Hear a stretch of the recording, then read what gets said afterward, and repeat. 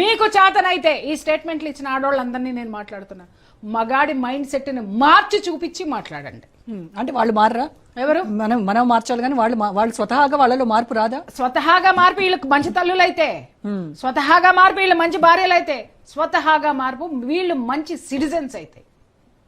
అర్థమైందా? ఇవాళ కానంత వరకు నువ్వు స్విమ్ సూట్లు వేసుకొని నీ పిల్లకాయలతో నువ్వు స్విమ్మింగ్ చేసినంత వరకు నేను ప్రపంచం ఎలా చూస్తుంది? అలాగే నువ్వు మట్టలేసుకో, నువ్వు బొట్టు పెట్టుకో అని చిన్మయి వాగింది. నేను చెప్తున్నాను, ఇదేవత్ అసలు చెప్పడానికి?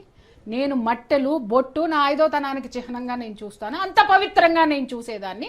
ఇది వేసుకోదేమో, ఇది పెట్టుకోదేమో, ఇది ఇంకొక మగాడిని వేసుకోమంది, ఈవిని దేంతో కొట్టాలి? నీ సంస్కృతిని గౌరవించట్లేదు, నీ దేశ సంస్కృతిని గౌరవించట్లేదు, నీ సంప్రదాయాన్ని గౌరవించని ఇలాంటి ఆడవాళ్ళకి మాట్లాడే మాటలకి, వీళ్ళు చేసేటటువంటి చేష్టలకి యువతరం నవతరం నాశనం అవుతుంది. ఇప్పుడు బాధ్యత ఉందా? నీకుందా బాధ్యత?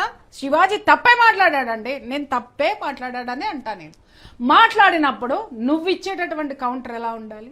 శివాజీ నీకంత హుందాతనం అనేది నేర్చుకో, లేకపోతే నేర్పుతాం రా. మాట్లాడు. ఆయన ఆలోచన, ఆయన చెప్పేటువంటి పద్ధతి, దానిలో 2 తప్పులు దొరలాయి అని ఆయనే ఒప్పుకున్నారు, బహిరంగంగా క్షమాపణ చెప్పారు. ఆ మనం పోస్ట్ మార్టం చేసి రెండు పదాలు మాట్లాడకుండా ఉండుంటే చాలా బాగుండేది.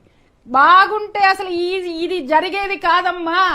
2 పదాలు వాడకుండా, అంటే సామాన్లు అని మాట్లాడటం అంటే ఒక స్త్రీని విలాస వస్తువు, ఒక వస్తువుగా చూస్తున్నారా అంటే సామాన్లతో పోల్చడం అని అంటే అది చాలా ఏహ్యంగా ఉంది. అతను మాట్లాడిన భాష ఎంత అసహ్యంగా ఉందో అంటే, ఒక పరిమితి లేదు, పరిధి లేదు. Download share chat.